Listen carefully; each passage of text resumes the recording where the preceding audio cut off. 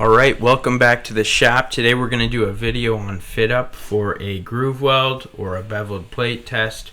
Whether you're in welding school or you're going out for a job and you're trying to take a weld test, this is going to help you out a lot. And while this is geared mostly towards people learning how to weld, you can use a lot of these principles in real welding scenarios. Okay, so I'm using a track torch right now with an oxy-fuel torch on it, and we're beveling 3/8 plate at a 30-degree angle. You could use plasma for this. You could use a mechanical beveler like a nibbler, or in a lot of cases what ends up happening is using a grinder on the job to put on a bevel. Okay, so the next step is to clean the mill scale off of the plates. I like to go an inch back on both the front and the back of the plate. And the mill scale is like a superficial layer, okay, and that can prevent penetration. It is a barrier that also can be misconstrued as undercut when you weld over mill scale, and it can cause lack of fusion. So we want to get rid of it. We want to minimize any chances of that because we were just lazy and we didn't do anything to set ourselves up for the best case scenario. We're also going to clean off the beveled edge. Okay, I have a fixed angle on this belt sander at a 30-degree angle. Again, I'm removing that oxidation from the cut, which prevents any chances of lack of fusion due to oxides, and it welds a lot cleaner this way too. Okay, and I'm ensuring that I have a really sharp, clean 30-degree bevel. So when you put those two plates up next to each other, if there's like a gap, like you can see in here, we want to fix that. We want to take that out. And the way you do that is we're going to take away material where the plates are touching. So I'm drawing right now where the plates are touching, and that's where we're going to focus when we're grinding, okay? And we're going to remove material there so that once it's removed, we put those plates back together and there is no gap, all right? This can only be done if there's not a land. So if you have a landing already on, you have to kind of remove that landing to remove that gap in between those two plates. So that's just a quick disclaimer. We're going to use that belt sander again. You could use an angle grinder. And again, we're only grinding in the areas that are marked.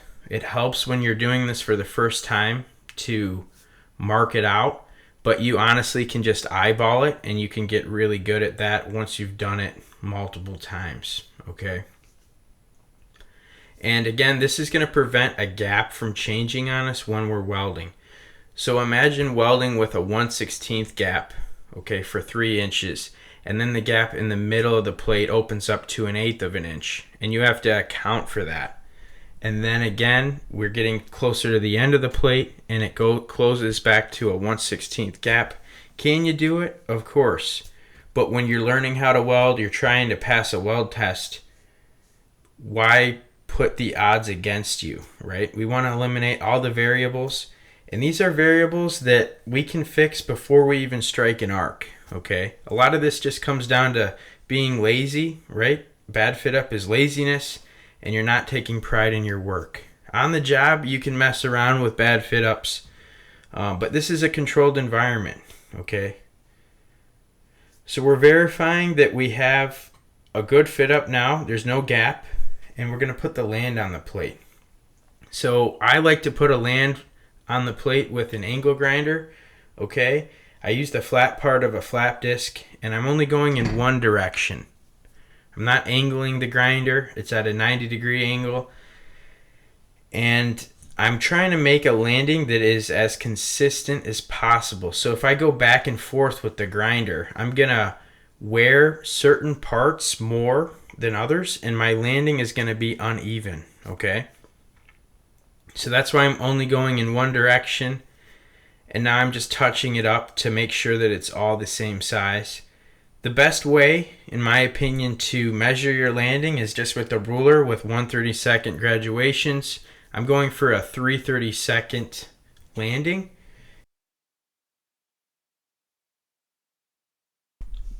A lot of people don't measure their land, and this is like a huge mistake. A lot of times it's a lot smaller than what they think, and they don't measure it. And again, they're using settings that aren't meant for the size landing. You can use a piece of wire like you can see here. That also works.